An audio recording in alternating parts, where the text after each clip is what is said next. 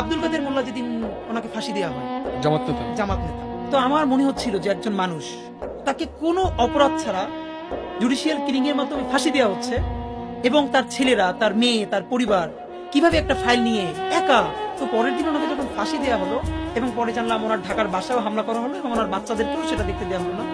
আমি জানি না ভাইয়া কি হয়েছে আমার। আমি আমার বাসায় গড়াগড়ি করে চিৎকার করে কাঁদতেছিলাম। আমি কোনোদিন আব্দুল কাদের মোল্লাকে দেখি নাই, যে আমাদের কোনো বড় নেতা তো দূরের কথা, শিবিরের কোনো বড় মানুষের সাথে আমার কোনোদিন আলাপ হয় না, শুধু আমার ডিপার্টমেন্টে যারা করতো তাদের সাথে। আমি চিৎকার করে গড়াগড়ি করে কাঁদতেছিলাম। আমার মনে হইতেছিল যে আমার অতি পরিচিত একজন মানুষ, যে মাজলুম, তারে আমাদের সামনে বসে, এইখানে আমার বাসার পাশে কোর্ট, আমার বাসা রামপুরা, এখান থেকে এত কাছে, তারে ফাঁসি দেওয়া হইলো কোটি কোটি মানুষের সামনে।